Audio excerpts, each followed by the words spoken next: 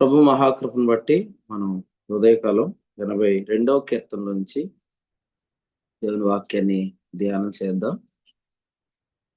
దేవుని సమాజంలో దేవుడు నిలిచి ఉన్నాడు. దైవముల మధ్య ఆయన తీర్పు తీర్చున్నాడు. ఎంతకాలం మీరు అన్యాయంగా తీర్పు తీర్చుదురు, ఎంతకాలము భక్తిహీనుల ఎడల పక్షపాతం చూపుదురు. పేదలకును తల్లిదండ్రులు లేని వారికి న్యాయం తీర్చుడి, శ్రమగల వారికి దీనులకును న్యాయం తీర్చుడి. దరిద్రులను నిరుపేదలను విడిపించుడి, భక్తిహీనుల చేతిలో ఉండి వారిని తప్పించుడి. జనులకు తెలివి లేదు, వారు గ్రహింపరు, వారు అంధకారంలో ఉండి ఇటు అటు తిరుగులాడుదురు. దేశమునకున్న ఆధారములన్నీ కదులుచున్నవి. 6వ వచనం చూడండి. మీరు దైవములనియు మీరందరూ సర్వోన్నతుని కుమారులనియు నేనే సెలవిచ్చి ఉన్నాను. ప్రభునందు ప్రియులారా, పరిశుద్ధ గ్రంథంలో 82వ కీర్తనలో వ్రాయబడిన ఈ వాక్యాన్ని మనము ధ్యానం చేస్తున్నప్పుడు 6వ వచనంలో వ్రాయబడిన మాట, మీరు దైవములనియు మీరందరూ సర్వోన్నతుని కుమారులనియు నేనే సెలవిచ్చి ఉన్నాను. యోహాను సువార్త 10వ అధ్యాయంలో ఇదే మాటను మనం చూస్తున్నాం కదా. యోహాను సువార్త 10వ అధ్యాయము 34వ వచనం. అందుకు యేసు, మీరు దైవములని నేనంటినని మీ ధర్మశాస్త్రంలో వ్రాయబడి ఉండలేదా? కాబట్టి ఇక్కడ మనం చూస్తున్నాము, దైవములు అనే మాట యోహాను సువార్త 10వ అధ్యాయంలో 34వ వచనంలో చెప్తూ ధర్మశాస్త్రములో వ్రాయబడి ఉండలేదా అన్నాడు.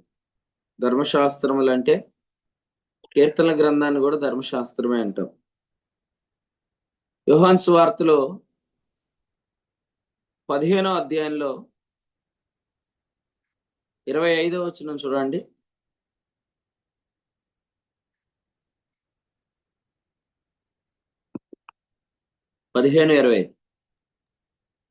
తండ్రిని చూచి అయితే నన్ను నిర్హేతుకముగా ద్వేషించిరి అని వారి ధర్మశాస్త్రంలో వ్రాయబడిన వాక్యము నెరవేరునట్లు ఇలాగూ జరిగిన. సో ఇక్కడ కూడా అదే మాట చూస్తాం, వారి ధర్మశాస్త్రంలో. సో కీర్తనల గ్రంథాన్ని ఇక్కడ ధర్మశాస్త్రము అని అన్నాడు. ఎందుకంటే మరి ధర్మశాస్త్రంలో 5 కాండములు ఉంటాయి, కీర్తనల గ్రంథాల్లో 5 స్కందాలు ఉన్నాయి.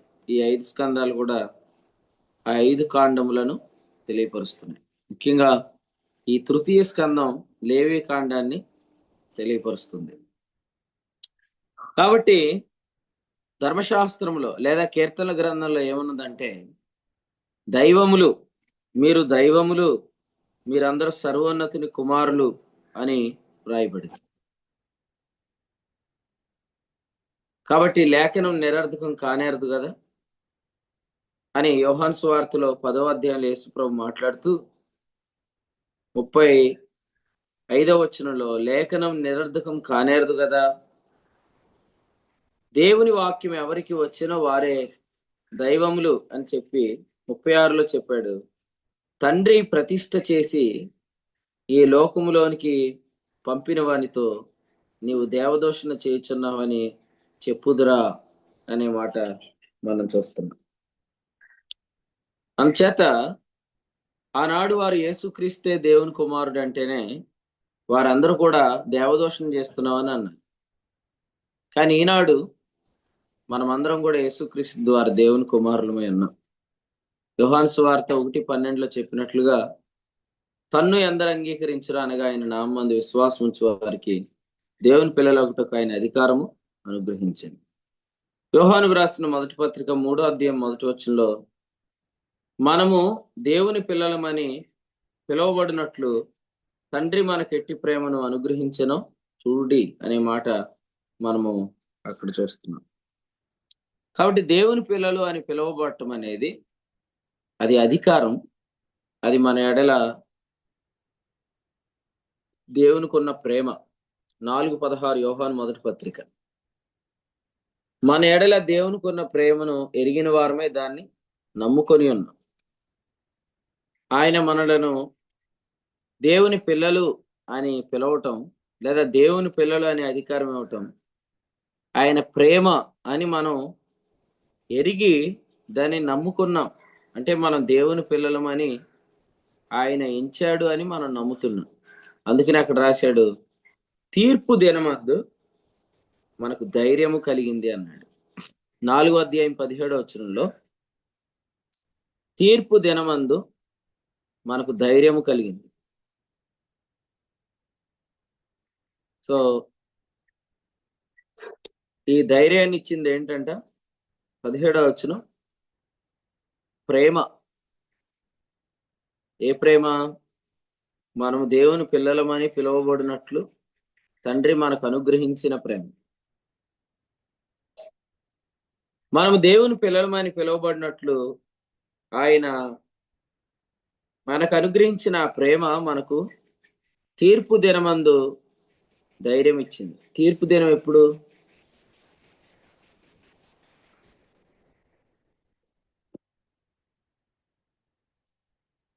చెప్పండి. తీర్పు దినం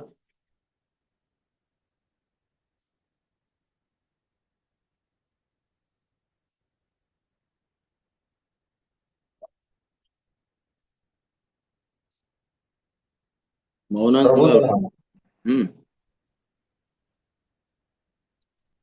ఎప్పుడు? ఎవరు చెప్పారు? జాన్ చెప్పారు. ప్రభు దినం. ప్రభు దినం అంటే వచ్చినప్పుడా లేక ఉగ్రత దినం. ఉగ్రత దినం. దీన్ని మీరు అందరు జాన్ పట్టుకొని వెళ్ళిపోయారు. నేను అడిగింది ప్రభు దినం అంటే యేసు ప్రభు వచ్చినప్పుడా అని జాన్ అడుగుతున్నాను. మీరు ఎవరు ఆన్సర్ చెప్పండి. లేకపోతే యేసుక్రీస్తు వచ్చిన తర్వాత కాలమా ప్రభు దినం అంటే?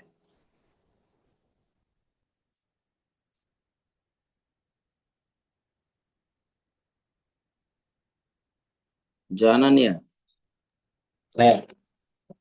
తీర్పు దినం ఎప్పుడంటే ప్రభు దినం అన్నావు కదా. ప్రభు దినం అంటే యేసుక్రీస్తు వచ్చిన దినమైనా తర్వాత కాలమైనా నీ భావం అని అడుగుతున్నాను. ర్యాప్చర్ కదన్నా యేసుక్రీస్తు ప్రభు ఈ భూమి మీద ర్యాప్చర్ ని ప్రభు దినం అని అనరాని నేను శనివారం జూమ్ మీటింగ్ లో వాయించి పడేసే కదా. మరి ఆ రోజు నువ్వు లేవా? ప్రభు దినం అని అనరు దాన్ని, ర్యాప్చర్ ని. క్రీస్తు దినం అంటే ర్యాప్చర్ కదనే, ఉగ్రత దినం అనే. ఓకే, ఉగ్రత దినం మనకు తీర్పు దినం ఎలాగైద్ది?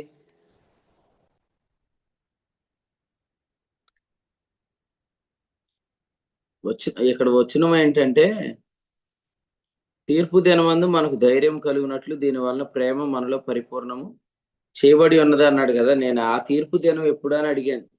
ఆ క్వశ్చన్ అది. క్రీస్తు న్యాయపీఠం దగ్గర. క్రీస్తు న్యాయపీఠమైన ప్రశాంత్ చెప్పింది రైట్ అని. ధవళ సింహాసనం అండి. ధవళ సింహాసనం దగ్గర మన లెక్క ఉండదు కదండి. ఇది మన తీర్పు దినమందు మనకు ధైర్యం అంటున్నాడు కదా. క్రీస్తు న్యాయపీఠం దగ్గర. క్రీస్తు న్యాయపీఠం దగ్గర. ఓకే, క్రీస్తు న్యాయపీఠం దగ్గర మన ధైర్యము దేవుని పిల్లలు అనే విషయంలోన, బహుమానం విషయంలోన 2వ అధ్యాయం 28వ వచనంలో ఆయన రాకడయందు మనం ఆయన ఎదుట సిగ్గుపడక ధైర్యం కలిగి ఉండినట్లు అని ఉంది కదా. సో క్రీస్తు న్యాయపీఠం ఎదుట ధైర్యం దేన్ని బట్టి? బహుమానాన్ని బట్టి. మరి ఇక్కడ చెప్పిన తీర్పు దినం ఎప్పుడు? అక్కడ ధైర్యం అంటే ఏంటి?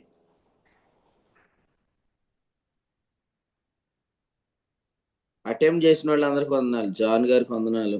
తర్వాత నరేష్ గారికి వందనాలు, ప్రశాంత్ గారికి వందనాలు, మధ్యాహ్నానికి వందనాలు. ఇంకా చెప్పండి.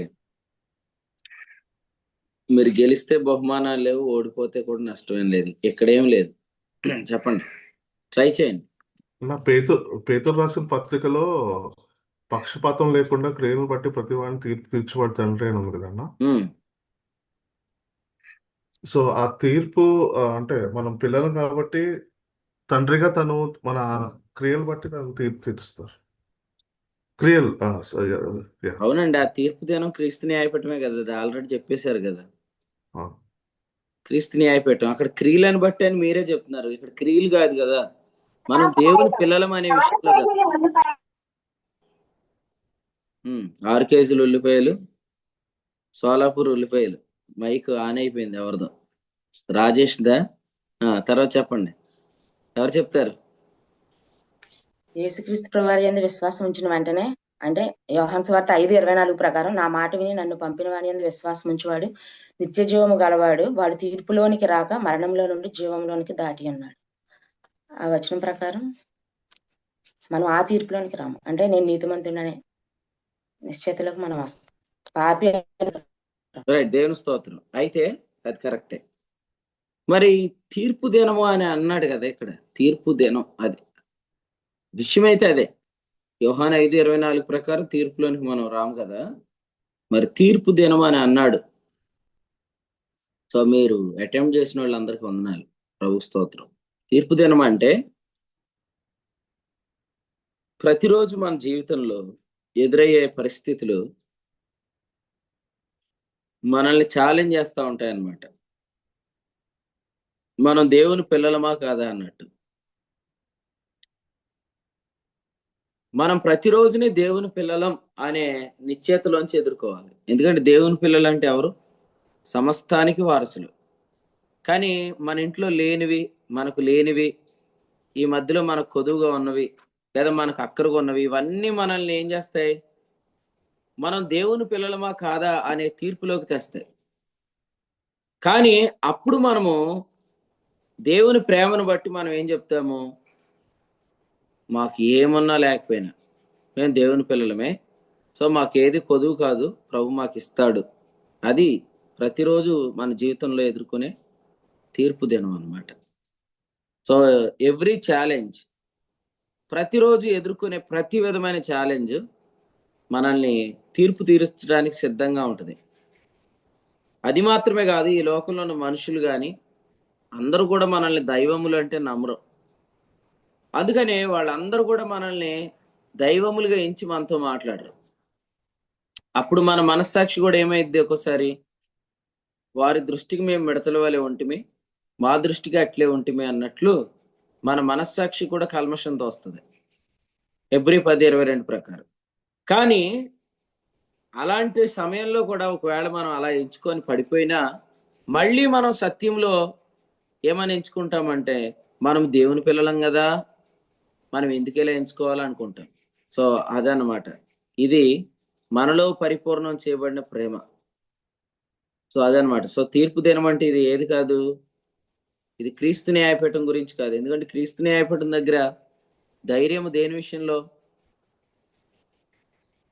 సత్క్రియల విషయంలో, విశ్వాస క్రియల విషయంలో కదండి. రైట్. నెక్స్ట్ మనం గమనించేది ఏంటంటే,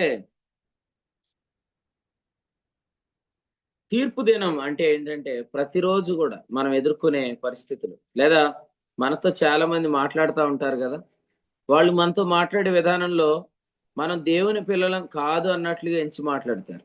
కానీ అప్పుడు కూడా మన లోపల ధైర్యం ఏంటి? మనం దేవుని పిల్లలం అనే ధైర్యం. కాబట్టి తీర్పు దినమందు మనకు ధైర్యం కలుగునట్లు దీనివల్ల ప్రేమ మనలో పరిపూర్ణం చేయబడి ఉంది. ఫర్ ఎగ్జాంపుల్, మనం ఏదైనా ఒక ఎగ్జామ్కి అటెండ్ అయ్యామనుకోండి, ఆ రోజు మనకి ఏ దినం? అది తీర్పు దినం. ఆ రోజు మనం ఆ ఎగ్జామ్ని ఎలా అటెంప్ట్ చేయాలా? మనం దేవుని పిల్లలం కదా, సర్వోన్నతుని కుమారులం కదా, మనం కుమారులం అయితే సమస్తానికి వారసులం కదా. సో అనే దానిలోంచి మనం ఆ ఎగ్జామ్ అటెంప్ట్ చేయాలి. మనం ఏదైనా ప్రయత్నం చేస్తున్నాం అనుకోండి, ఆ ప్రయత్నం చేసినప్పుడు యాకోబు పత్రిక 1:11 ప్రకారం ఆ ప్రయత్నంలో మనం వాడిపోకుండా ఉండటానికి మనము దేవుని పిల్లలం కదా, మన సమస్తానికి వారసులం కదా అనే ఆ గ్రహింపులో నుండి మనము ఆ ప్రయత్నం చేయాలి. మనం ఏది చేసినా మనం దేవుని పిల్లలం అనే దానిలో చేయాలి. మనం దేవుని పిల్లలం అని పిలువబడినట్లు చెప్పండి. తండ్రి మనకి ఎట్టి ప్రేమను అనుగ్రహించునో చూడుడి. నెక్స్ట్ వచనం చెప్పండి.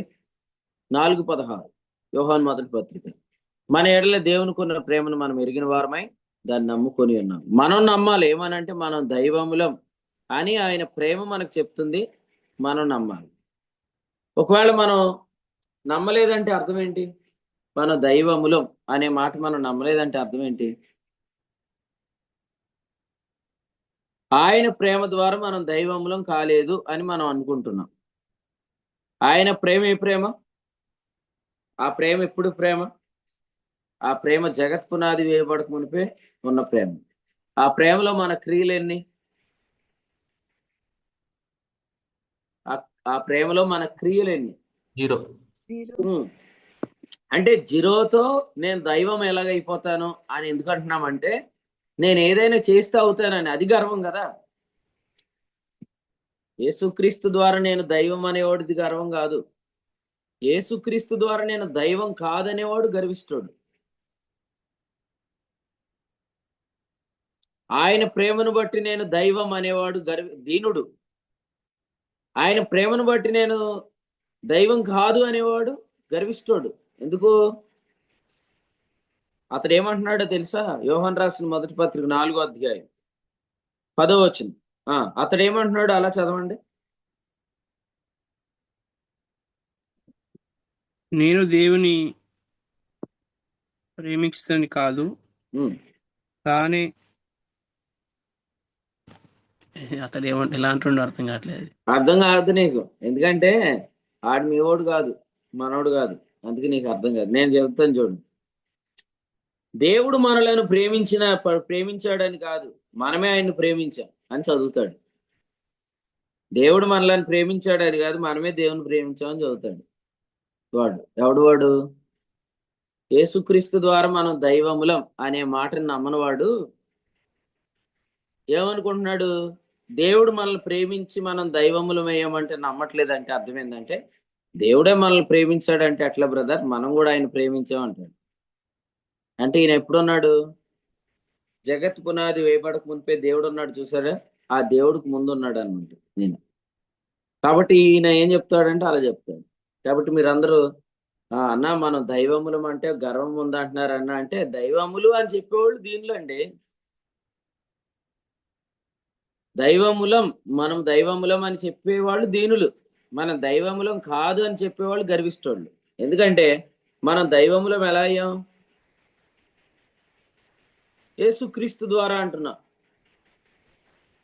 కాదు అని ఎందుకు అంటున్నారు అంటే, యేసుక్రీస్తు ద్వారా దైవములం అవ్వం, మనం ఏదైనా చేస్తే అవుతాం అనేది అందులో భావం అన్నమాట. దేవుడు మనకి ఎట్టి ప్రేమను అనుగ్రహించను చూడుడి అనే దాన్ని బట్టి మనం దైవలం కాదు, మనము దేవుని ప్రేమించడాన్ని బట్టి అంటున్నారు. నేనేమంటానంటే, దేవుడు మనలను ప్రేమించెను అనేదే వెలుగు. ఆ వెలుగులో నడవండి. దేవుడు మనలను ప్రేమించాడు అనేదే వెలుగు. ఆ వెలుగులో మాత్రమే మనం నడవాలి. మిగిలిందంతా ఏముంది? మిగిలిందంతా చీకటే. యోహాను రాసిన మొదటి పత్రిక 1వ అధ్యాయంలో 6వ వచనంలో ఇది ఎలా ఉంటదంటే, ఆయనతో సహవాసం గలవారము అన్నట్టు ఉంటది, కానీ చీకట్లో నడిచేస్తారు. ఇప్పుడు బైబిల్ పట్టుకొని చాలా మంది వెళ్తారు కదా, శాంపుల్కి ఎవరో ఒకరిని పిలవండి. దైవం గారు ఆగండి ఆగండి ఆగండి అని పిలవండి. దైవం గారు ఆగండి ఆగండి అని పిలవాలి. నన్ను దైవం అంటున్నావు ఏంటి అంటే, వెంటనే మీతో మాట చెప్పాలండి. 1:6లో మా వాడు ఒకడు ఉన్నాడండి, ఆడు కనపట్లేదు, ఆడు దేవునితో సహవాసం గలవాడు అంటాడు కానీ చీకట్లో నడిచేస్తున్నాడు అండి అని ఒక మాట చెప్పి వెళ్ళిపోండి. నాకెందుకు చెప్తున్నావు అని అడిగారు అనుకోండి, మరి దైవమా నిన్ను పిలిస్తే నువ్వు అభ్యంతర పడ్డావు అంటే నువ్వే వాడు అని చెప్పాలి. అర్థమైందా? లాజరస్ అన్న ఎవరో ఒకరిని విలువ ఈరోజు శాంపుల్కి, నాకు తర్వాత చెప్పి సాయంత్రం దైవం గారు అని పిలవాలన్నమాట.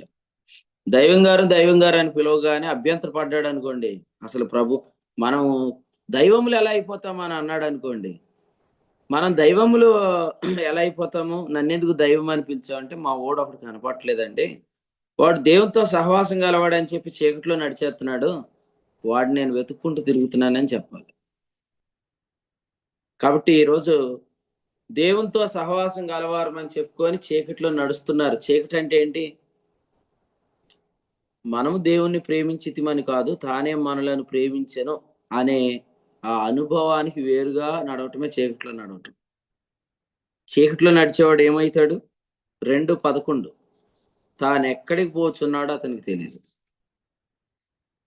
చీకట్లో నడిచేవాడు తాను ఎక్కడ పోతున్నాడో తెలియదు అంట. అందుకనే మనం ఎక్కడికి పోతున్నాం వాళ్ళకి చెప్తుంటుంటే వాళ్ళ కోపం వచ్చేస్తుంది. అర్థమైందా? చీకట్లో నడిచేవాడు తాను ఎక్కడికి పోతున్నాడో అతను తెలియదు.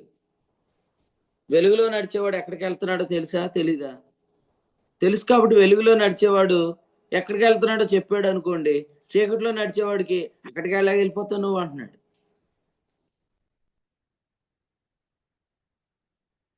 కదండి, అక్కడికి ఎలా వెళ్ళిపోతావు? మన తాతలు ముత్తాతలు వెళ్ళలేదు, అప్పుడు నువ్వు ఎలా వెళ్ళిపోతావు అంటాడు.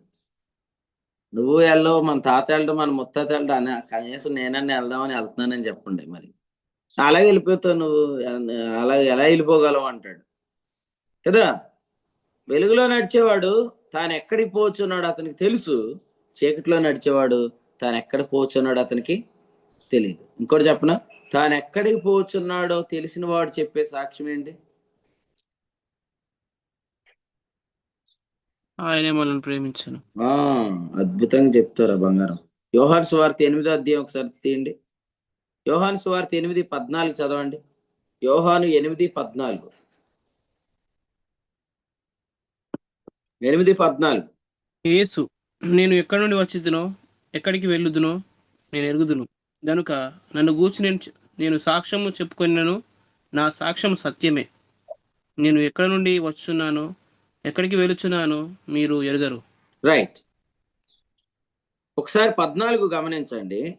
ఎక్కడికి వెళుతున్నాడో తెలిసిన వాడు చెప్పే సాక్ష్యం సత్యం. ఇప్పుడు వెలుగులో నడిచేవాడు ఎక్కడికి వెళ్తాడు అతనికి తెలుసు, అతడు చెప్పే సాక్ష్యం సత్యం. అర్థమైంది మీకు? వెలుగు అంటే ఏంటి? మనం ఆయన్ని ప్రేమించితమని కాదు, తానే మనలను ప్రేమించెను ఆ వచనం నమ్మటం వెలుగు, అందులో నడవాలి. మనం దైవములు అని అనగానే ఏం కాకూడదు? అభ్యంతర పడుతున్నావు అంటే నువ్వు దీనుడు అని కాదు, గర్విష్ఠుడు అని అర్థం. బర్నబాస్ అన్న మనల్ని కూడా దైవములు అని చెప్పాడు అన్న అంటే ఆయన చాలా దీనుడు అని చెప్పండి. మేము కూడా అలా అనుకుంటామండి, ఎందుకంటే మేము కూడా చాలా దీనులం అని చెప్పండి. అదేంటి దేవుని, నువ్వు సామాన్యమైన మనుషుడు అయి ఉండి దేవుడు అని చెప్పుకుంటున్నావంటే ఆ క్వశ్చన్ ఇప్పుడు కాదు, పాత క్వశ్చన్ అది. యోహాను సువార్త 10వ అధ్యాయంలో ఏముంది?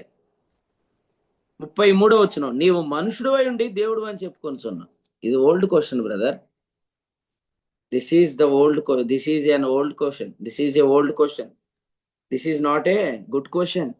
ఇది మంచి ప్రశ్న కాదు. మంచి ప్రశ్న అనుకుంటున్నారు చాలా మంది. ఏంటి, జుట్టుకి రంగు వేసుకున్న వాళ్ళు కూడా దేవుళ్ళేనా? ఎస్, దైవంలే. ఎందుకంటే ఈ దైవము అనేవాడు ఎక్కడున్నాడు? దైవం కాకపోతే ఎక్కడ ఉండకూడదు? పరలోకంలో ఉండకూడదు. మరి మనం పరలోకంలో ఉన్నాము, దేవదూతల కంటే ఉన్నతమైన లోకంలో ఉన్నాం. మనం దైవములం కాకపోతే దేవదూతల కంటే కింద ఉండాలి.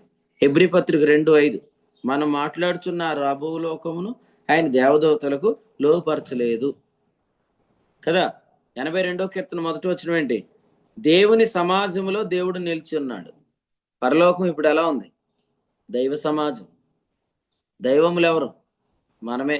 మన మధ్యలో దేవుడు నిలిచి ఉన్నాడు. దైవముల మధ్యన ఆయన తీర్పు తీర్చున్నాడు. దేవునికి స్తోత్రం. అర్థమైందా?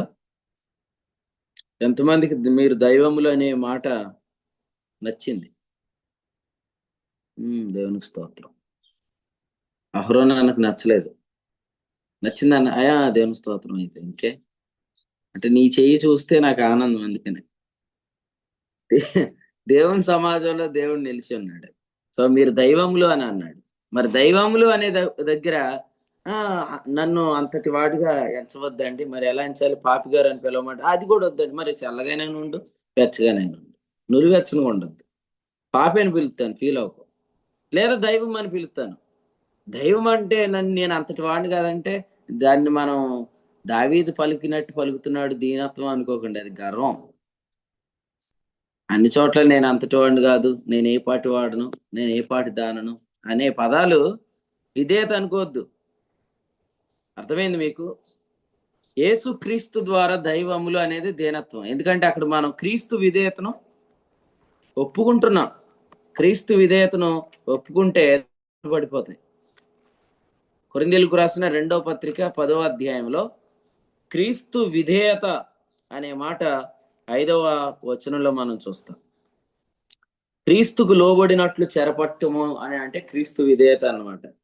సో మీరు అరెస్ట్ చేయాల్సిన కొన్ని థాట్స్ ఉన్నాయి, మీకు అందరూ చెప్తున్నాను. 5వ వచనంలో దేవుని జ్ఞానాన్ని అడ్డగించి ప్రతి ఆటంకాన్ని పడద్రోసేయండి, ప్రతి ఆలోచనను మరి క్రీస్తు విధేయతకు లోబడేటట్టు చేయండి. అంటే నేను దైవము అనే దాన్ని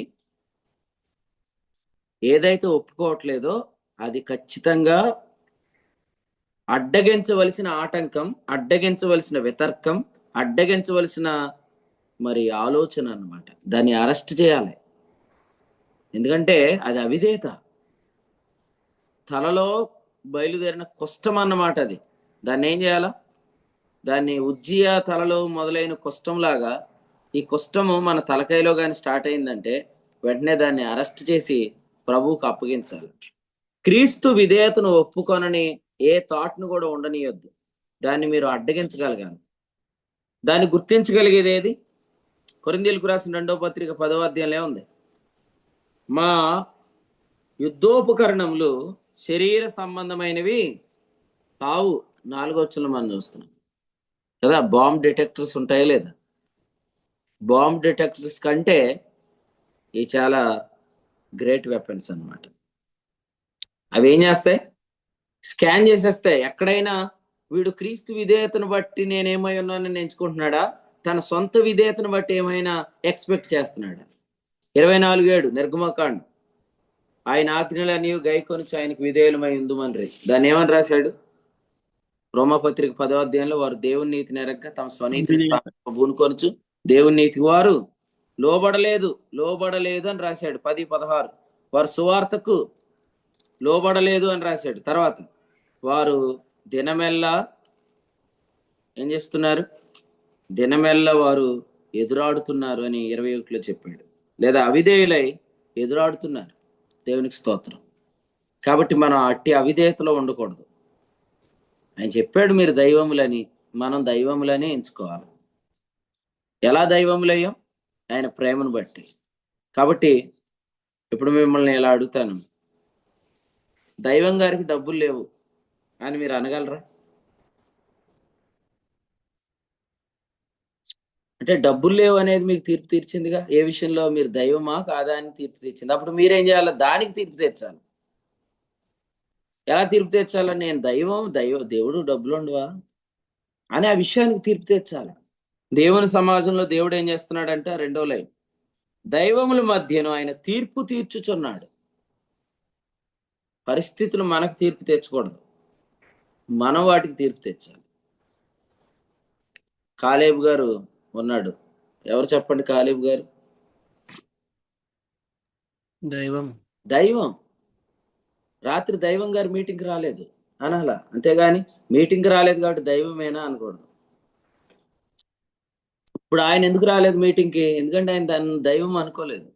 దైవం అనుకుంటే వర్షం వస్తుంది ఎలాగ వెళ్తానని దైవం గారు అనుకుంటాడా? అనుకోడుగా. దైవం ఎలా అనుకుంటాడు? వర్షం వస్తే వర్షం దగ్గరికి వెళ్ళి నుంచోని అంటాడు. దైవం గారు మీటింగ్కి రెడీ అయ్యారు, వర్షమా? దైవం గారు మీటింగ్కి వెళ్ళబోతున్నారు, వర్షమా అంటాడు. దైవముల మధ్య ఆయన తీర్పు తీర్చుచున్నాడు. కాబట్టి మీరు దైవం అని ఎంచుకుంటే చేసే కార్యాలు ఉన్నాయి, కానీ మీరు ఆ కార్యాలు చేయట్లేదంటే ఆ కార్యాలు మీకు తీర్పు తీరుస్తున్నాయి. కదా. చిన్నగా ఈ జూమ్ మీటింగ్ కూడా ఆగిపోతే ఈ తీర్పు కూడా నాకు ఉండదని అనుకుంటున్నాడేమో. దేవునికి స్తోత్రం. కాబట్టి మీరు కూడా ఆలోచన చేయండి. దైవం గారు ఇప్పుడు బయలుదేరారు మీటింగ్కి అని అన్నప్పుడు మనం తీర్పు తీరుస్తున్నట్టు. కానీ ఏది మనకు తీర్పు తెచ్చకూడదు. జాన్ వస్తాడేమో అనుకున్నాను రాత్రి. జాన్ కూడా ఎగ్గొట్టాడు. ఈ మధ్యలో మీటింగ్లు చక్కగా ఎగ్గొట్టి లైవ్ లో చక్కగా అంటున్నాడు. దేవుని స్తోత్రం. బండి లేదు ఆయనకి, అది ప్రాబ్లం. అంతే కదా తమ్ముడు. దైవం గారికి బండి లేదు. అనుకో మరి, నువ్వు అనుకుంటే వస్తుంది ఏదైనా. దైవం గారికి బండి లేదు అనుకో. దైవానికి బండి లేకపోవటం ఏంటి అనుకో. మళ్ళీ దైవం గారికి బండి లేదని మళ్ళీ దైవానికి బండి లేకపోవటం ఏంటి అనుకో. అట్లా అనుకుంటే కార్యం జరిగింది. ఎందుకంటే దైవముల మధ్య ఆయన తీర్పు తీర్చున్నాడు. దైవం తీర్పు తీర్చాలి కానీ నువ్వు దైవమా అనే తీర్పు ఎప్పటికీ నీ జీవితంలోనికి రాకూడదు. అది వచ్చిందంటే ఆ రోజు మనం ధైర్యంగా ఏం చేయాలంట, తీర్పు దినమందు మనం ధైర్యంగా ఇలా చెప్పాలి, తండ్రి నన్ను ప్రేమించాడు, నేను దైవమే. యేసుక్రీస్తు ప్రాణం పెట్టాడు, నేను దైవమే అని చెప్పాలి. అలా చెప్తే మనకు తీర్పు జరగదు. మనకు తీర్పు జరిగిందా మనం అవుట్ అయిపోతాం. ఒకవేళ ఈ పరిస్థితులను బట్టి ఏడుస్తూ కూర్చున్నారనుకోండి, అప్పుడు వాస్తవంగా నేనేమంటున్నానంటే దైవం గారు ఏడుస్తున్నారండి అంటాను. మీరెందుకు ఏడుస్తున్నారు? మీరు దైవం అనుకోకపోవటం వల్ల ఏడుస్తున్నారు, కాబట్టి మీరు ఓడిపోతారుగా. కాబట్టి మీకు తీర్పు జరిగిన వెంటనే మీరు ఓడిపోయేదానికి అవకాశం ఉంది, మీరు ఓడించేదానికి అవకాశం ఉంది. ఓడిపోతారో ఓడిస్తారో. చదవండి యోహాను సువార్తలో 10వ అధ్యాయంలో ఒక మాట మనం చూస్తున్నాం. యోహాను సువార్త 8వ అధ్యాయం, 10 కాదండి 8వ అధ్యాయం, క్షమించండి. 8వ అధ్యాయంలో ఒక వాక్యం చదవండి. 14వ వచనం. 14. యేసు, నేను ఎక్కడ నుండి వచ్చితునో ఎక్కడికి వెళ్ళుదునో నేను ఎరుగుదును గనుక నన్ను గూర్చి నేను సాక్ష్యము చెప్పుకొనినను నా సాక్ష్యం సత్యమే. నేను ఎక్కడి నుండి వచ్చుచున్నానో ఎక్కడికి వెళ్ళుచున్నానో మీరు ఎరుగరు. మీరు శరీరమును బట్టి తీర్పు తీర్చున్నారు, నేను ఎవరికి తీర్పు తీర్చను. రైట్, ఈ మాట చూడండి. శరీరమును బట్టి తీర్పు తీర్చుతున్నారు. శరీరాన్ని బట్టి తీర్పు తీర్చే వాళ్ళకి మనం ఎలా కనపడతాం? శరీరాన్ని బట్టి తీర్పు తీరిస్తే మనం ఎలా కనపడతాం? శరీర రూపానికి ఎలా కనపడుతున్నామో దాన్ని బట్టి మనకు తీర్పు వచ్చింది. పౌలు శరీర రూపానికి ఎలా కనపడుతున్నాడు? బలహీనుడు కదండి. కొరింథీయులకు రాసిన 2వ పత్రికలో అదే 10వ అధ్యాయంలో 10వ వచనంలో అతడు శరీర రూపానికి బలహీనుడు అనుకున్నారంట. అతడు శరీర రూపానికి బలహీనుడని వారు అనుకుంటున్నారని పౌలు కూడా అనుకుంటే, అప్పుడు పౌలు 10వ అధ్యాయంలో చెప్పినట్లుగా మరి వితర్కములను, దేవుని గూర్చిన జ్ఞానమును అడ్డగించి ప్రతి ఆటంకమును పడద్రోసి ప్రతి ఆలోచనను క్రీస్తు విధేయతకు చెరపట్టగలడా? ఈ ఆలోచన ఖచ్చితంగా ఆయన క్రీస్తు విధేయతకు చెరపట్టలేడు. శరీర రూపాన్ని బట్టి ఆయన్ని బలహీనుడని ఎంచేవాళ్ళు చాలా మంది ఉన్నారు. ఆయన రావాల్సిన అవసరం ఉంది, మనం జరిపించేద్దాం అని ఎందుకన్నారు పౌలు గారి విషయంలో వాళ్ళు? ఎందుకంటే ఆయన చూడడానికి బలహీనంగా ఉంటున్నాడు కదా. అంటే చూడడానికి ఒక మనిషిలాగా ఉన్నాడు కాబట్టి ఆయనకు తెలుస్తుందేంటి మనం ఏం చేస్తే అని వాళ్ళు అనుకొని అపోస్తుడైన పౌలు రాకుండానే అపోస్తులని స్థానంలో మరి వారు ఉపదేశకులను పెట్టి కార్యక్రమాలు జరిగించేశారు. సమూయేలు రాకుండానే సౌలు బలి అర్పించినట్లుగా వారు ఇతడు అపోస్తుడైనా అన్నట్లుగా పౌలు గారిని ట్రీట్ చేశారు. ఎందుకు? వారు ఆయనకు తీర్పు ఎలా తీర్చారు? శరీర రూపమును బట్టి లేదా శరీరమును బట్టి. కాబట్టి నేనేమంటున్నానంటే ఎవరు అలాంటి తీర్పులు తీర్చొద్దు అని మనం అందరికీ చెప్పలేం కదా. కాబట్టి అన్నీ మనకు అలాగే తీర్పులు తీర్చినా కూడా నీవు మాత్రం దేవుడు నిన్ను ఎందుకు దైవం అన్నాడో దాన్ని బట్టి ఎంచుకుంటూనే బ్రతకాలి. దీన్నే స్పిరిచువల్ వార్ఫేర్ అంటాం, ఆత్మ సంబంధమైన యుద్ధం అంటాం. ఈ యుద్ధం అంతా ఎక్కడి నుంచి జరిగిద్దంటే శరీరాన్ని బట్టి అన్నీ మనకు తీర్పు తీరుస్తున్నప్పుడు మనము దేవుని ప్రేమను బట్టి మనం ఏమని పిలువబడుతున్నాం, యేసుక్రీస్తుని అంగీకరించడాన్ని బట్టి మన అధికారం ఏంటి, దాన్ని బట్టి మనం ఎప్పుడు ఎంచుకుంటూ దాన్ని ఎదుర్కోవాలి. అలా ఎదుర్కోవటమే దైవముల మధ్యలో దేవుడు ఏం చేస్తున్నట్టు? తీర్పు తీరుస్తున్నట్టు. నెక్స్ట్ వచనంలో ఏమని చదవండి, 82వ కీర్తన 2వ వచనం. ఏనా రాజేష్ అన్నకే మీరు ఫోన్ చేయట్లేదా? చేశానండి. రాజేష్ అన్న నేను ఆబ్సెంట్, ఈ రోజేమో లేట్ కమింగ్, వాక్యం అంతా పోతుంది. 82వ కీర్తన 2వ వచనం చదవండి. ఎంతకాలము మీరు అన్యాయంగా తీర్పు తీర్చుదురు, ఎంతకాలము భక్తిహీనుల ఎడల పక్షపాతము చూపుదురు. చూడండి, అన్యాయమైన తీర్పు, అన్యాయమైన తీర్పు. ఎంతకాలం మీరు అన్యాయంగా తీర్పు తీర్చుదురు, ఎంతకాలం భక్తిహీనుల ఎడల పక్షపాతము చూపుదురు. అంటే ఇప్పుడు మనం ఏం చేస్తున్నాం మనకు తెలియదు. చీకట్లో నడిస్తే మనం తీర్చే తీర్పులు, ఓకే, మనం చేస్తున్న పనులు మనకు తెలీదు. అంటే ఎవరు నలిగిపోతున్నారో మన వల్ల, ఎవరు ఇబ్బందిలోకి వెళ్ళిపోతున్నారో మనకు అర్థమే కాదు. అందుకని ఇక్కడ మనం చూస్తున్నాము, వెలుగులో నడిచేవాడు తాను ఎక్కడికి పోతున్నాడు అతనికి తెలుసు. అతడు చెప్పే సాక్ష్యము సత్యమే, అతడు తీర్చే తీర్పు కూడా సత్యమే. ఇక్కడ మనం 82వ కీర్తన చూస్తున్నాం. పక్షపాతం అనే మాట మనం చూస్తున్నాం. పక్షపాతం అనేది నిజంగా చూపిస్తున్నాడు అనే సంగతి కూడా అతనికి తెలియదు. కానీ ఎవరు చెప్తున్నారు ఈ మాట? దైవముల మధ్యలో దేవుడు తీర్పు తీరుస్తూ మాట్లాడుతున్నాడు. మనం ఏమనుకుంటామంటే, ఇలా అవుతుంది అనుకోలేదు బ్రదర్, ఇలా ఇలా ఇలా మీరు ఇలా అనుకుంటారు అనుకో, మీరు ఎలా ఫీల్ అవుతారు అనుకోలేదు బ్రదర్ అంటారు. కానీ మీరు చూడండి ఒకసారి, మార్క్స్ వార్త 9వ అధ్యాయంలో లేదా లూకాసు వార్త 9వ అధ్యాయంలో, లూకాసు వార్త 9వ అధ్యాయంలో అక్కడ ఏమనుంది?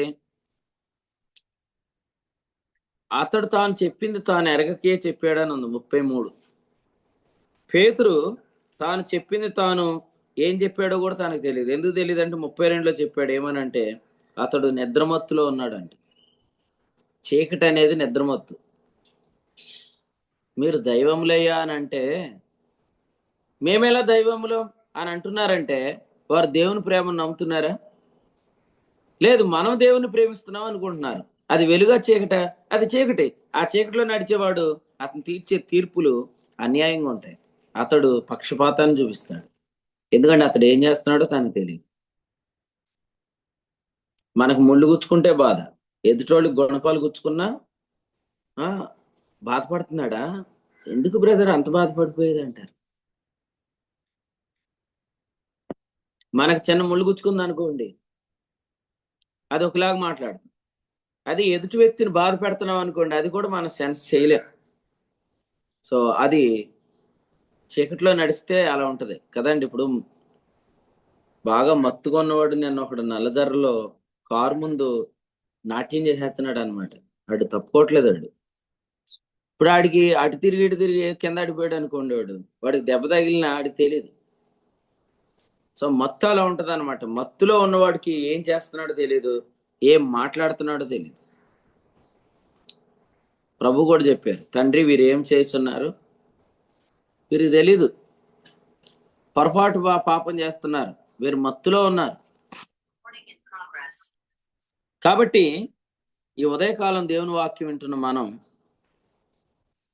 ఒకవేళ మనం రాంగ్ జడ్జిమెంట్ ఇస్తున్నామేమో ఎవరి గురించి అయినా, వారి గురించి తప్పుగా ఆలోచిస్తున్నామేమో, వారికి మనం పక్షపాతంగా వారి ఏళ్ళ ప్రవర్తిస్తున్నామేమో, ఇదంతా రియలైజ్ అవ్వాలంటే ఆ వెలుగులోనికి మనం రావాలి. ఆ వెలుగులోని మనం ఉండకుండా మనం చెప్పిందంతా రాంగ్ అయిపోయింది. ఒక ప్రక్క ఏం జరుగుతుంది? ఇక్కడ 82వ కీర్తనలో చెప్తున్నాడు 3వ వచనంలో, పేదలకు తల్లిదండ్రులు లేని వారికి న్యాయము తీర్చుడి, శ్రమగల వారికి దీనులకు న్యాయము తీర్చుడి, విడిపించుడి, తప్పించుడి అనే మాట ఎందుకు చెప్తున్నాడు? 5వ వచనం, జనులకు తెలివి లేదు, వారు గ్రహింపరు.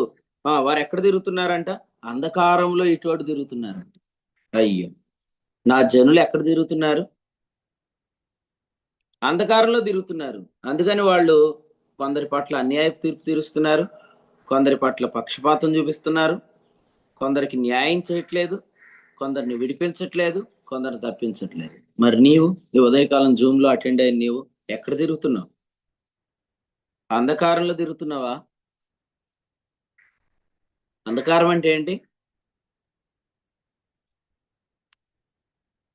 అంధకారం అంటే ఏంటంటే మనము దేవుని ప్రేమించాము అనే ఒక భ్రమ.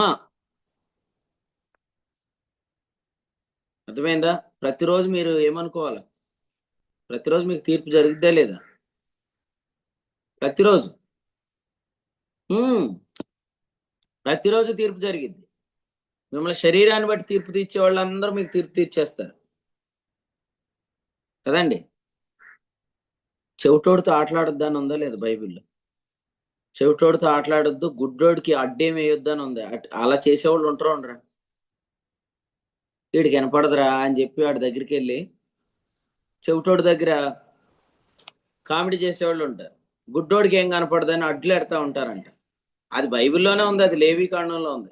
అలాంటి పనులు చేయొద్దు అని ఉంది. చెవిటోడి దగ్గర ఏం ఆడిని ఏం అనకండి, ఆడి దగ్గర ఏది గట్టిగా ఆడికి వినపడదని ఆటలాడద్దు. గుడ్డోడికి ఏం అడ్డేయొద్దని ఉంది కదా. నేనేం చెప్తున్నానంటే ఎదుటి వ్యక్తిని లోకు చేసేసేసి ఆ వ్యక్తిని ఇష్టానుసారంగా ట్రీట్ చేస్తారు.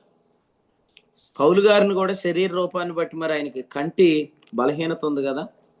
గల్తీలకు రాసిన పత్రికలో ఆయన చెప్పినట్లుగా ఆయన శరీర రూపానికి బలహీనుడు ఉంటాడు.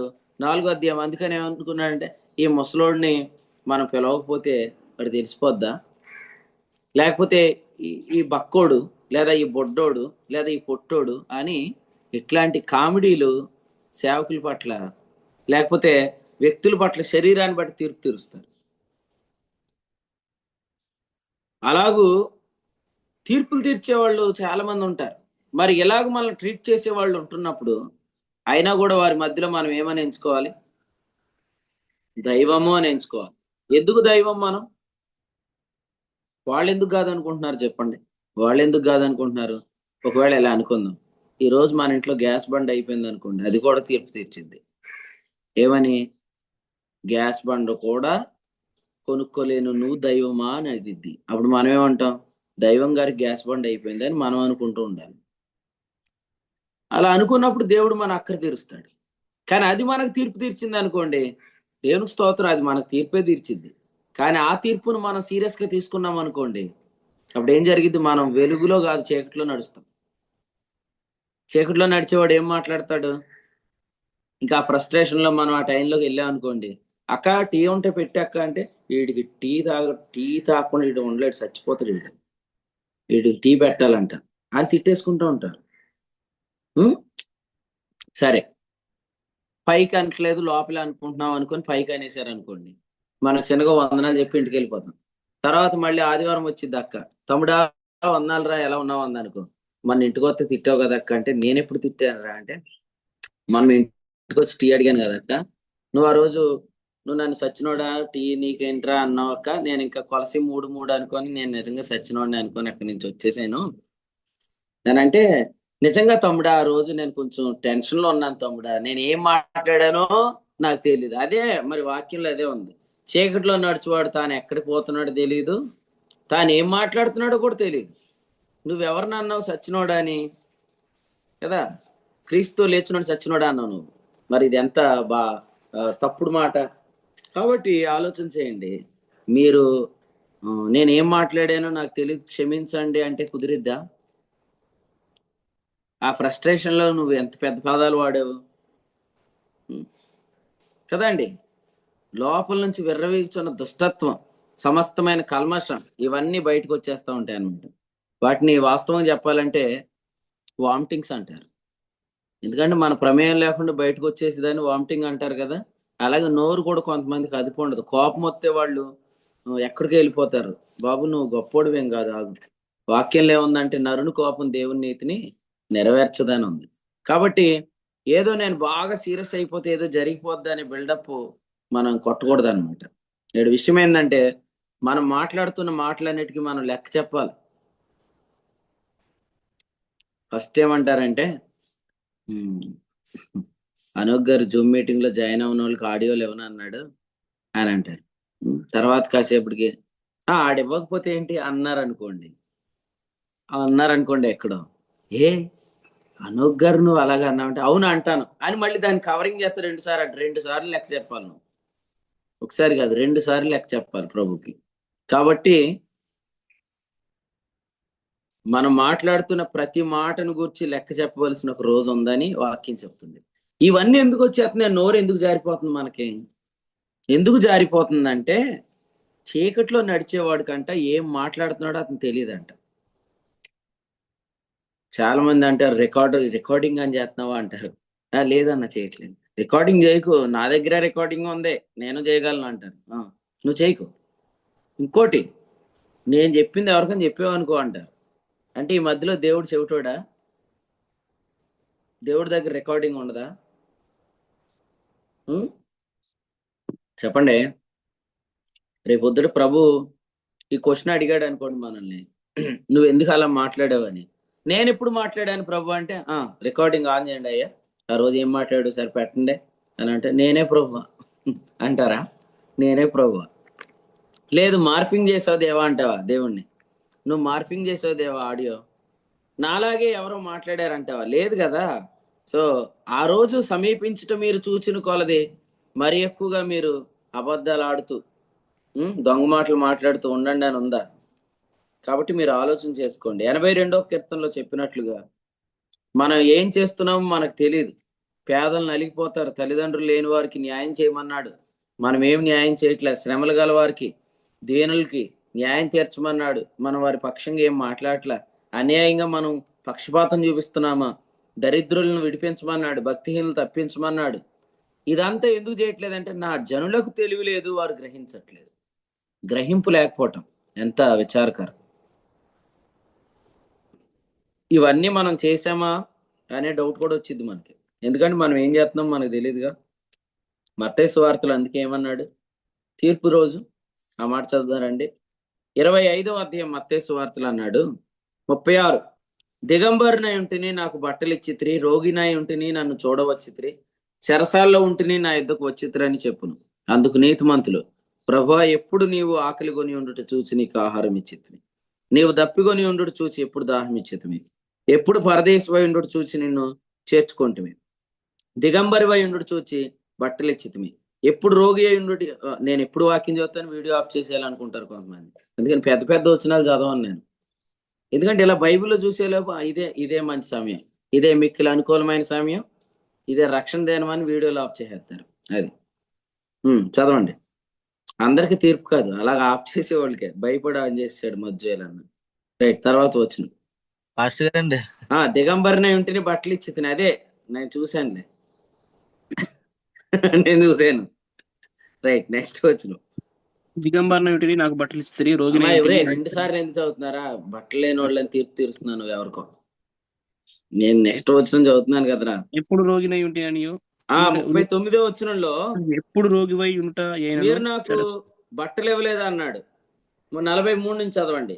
బట్టలు ఇవ్వలేదు, రోగినే ఉన్నాను, మీరు నన్ను చూడరాలేదు అన్నాడు కదా. అంటే నువ్వెప్పుడు వచ్చావు మా ఇంటికి అంటారంట రేపు పొద్దు చాలా మంది. అంటే ఆయన వచ్చి వెళ్ళిపోవటం కూడా తెలియదు. చీకట్లో నడిచేవాళ్ళకి అలాగే ఉంటుంది. చెప్పండి. అబ్రహాం ఇంటికి 3 మనుషులు వచ్చారా లేదా? ఎండవేళ కదండి. సాధారణంగా ఎండవేళ వస్తే ఏమంటారండి? కరెక్ట్గా తినే టైంకి వచ్చేస్తాడు రా అంటారు. నిజంగా ఆ రోజు వచ్చింది యేసుప్రభు అయితే క్రీస్తు న్యాయపీఠం దగ్గర ఏమంటాడు? అమ్మా పెద్దక్క శరక్క, నేను ఇంటికి వచ్చినప్పుడు ఏమన్నావు అక్క నువ్వు? చూసుకొని మధ్యాహ్నమే వస్తాడు, తినే టయానికే వస్తాడు అన్నావు కదా అక్క. నేను ఎప్పుడు అన్నాను అన్న? వినలేదా? వచ్చింది నేనే అంటాడు. ఆ 3 మనుషులు వచ్చిన రోజున అబ్రహాం ఏమన్నాడు? ప్రభువా నీ దాసుని దాటిపోనివద్దు అన్నాడు. అంటే ఎరుగకయే దేవదూతలకు ఆతిథ్యం చేశారు అని హెబ్రీ పత్రిక 13:1 చెప్పినట్టు. కాబట్టి ఈ రోజు నుంచి ఎవరు వచ్చినా పెట్టేయాలనుకొని బయట వెళ్ళిపోతున్న వాళ్ళందరూ లోపల పిలవకండి. అదే వివేచన లేకపోవడం అంటే. నేను జాన్పాలు పరమానంది శిష్యుల్ని, రే మంచినీళ్ళు అవుతున్నాయి, నీళ్ళు ఇవ్వండిరా అంటే, పడిపోయింది గిన్నె నీళ్ళు ఇచ్చేదా అన్నారంట. నీళ్ళు ఇచ్చే గిన్నె అడిపోయింది అంటే ఇక నుంచి ఏది కింద పడిన వేసేయమన్నాడు లోపల. ఎద్దుల బండి వెళ్తుంటుండే ఎద్దులు పేడ ఎత్తుంటుంటే ఆ పేడ అంతా తీసి లోపల వేస్తున్నారంటాడు. ఎందుకంటే ఏది పడిపోతే అది వేసేయమన్నాడుగా. అలాగూ నేనేదో వచ్చిన వాళ్ళకి ఆతిథ్యం చేయమన్నానని బయట వెళ్ళే భిక్షగాళ్ళు, బయట అడుక్కునే వాళ్ళు ఎవరైనా అందరినీ పిలిచి లోపలికి పిలిచి బర్నబాని అన్నం పెట్టమన్నాడు. ఎందుకంటే మళ్ళీ ఏమో ఇందులో ఎవరు యేసుప్రభు నాకు తెలీదు. రేపు పొద్దున ఆయన అడుగుతాడు, నేను వచ్చాను మీ ఇంటికి, నువ్వేమో అన్నం లేదేం లేదు అసలు బొమ్మన్నావు అని అంటాడేమోనని నేను అందరిని పిలిచి అన్నం పెట్టానని అంటే మీ ఇంటి యజమానుడు నాకు ఫోన్ చేస్తాడు, ఏవయ్యా జూమ్లో అందరిని పిలిచి నువ్వు అందరికి అన్నం పెట్టమంటే మాకే అన్నం లేదు అని నాకు ఫోన్ చేస్తాడు. అందుకనే నా జనులకు గ్రహింపు ఉండాల. ఇశ్రాయేలుకు తెలివి లేదు అన్నట్టు మరి ఈ ప్రజలకు తెలివి ఉందా? తెలివి ఉంటే ఎవరు ఏమై ఉన్నారు అనేది వివేచించి వారి పట్ల మనం ప్రవర్తించాలి. కారణం ఏంటంటే 82వ కీర్తనలో చెప్పినట్లుగా మరి అంధకారంలో ఇటు అటు తిరిగితే మనకేం తెలియదండి. కానీ మిమ్మల్ని బట్టి నేను ప్రభువుని స్తుతిస్తున్నాను, ఎందుకంటే మీరందరూ వెలుగులో నడుస్తున్నారు.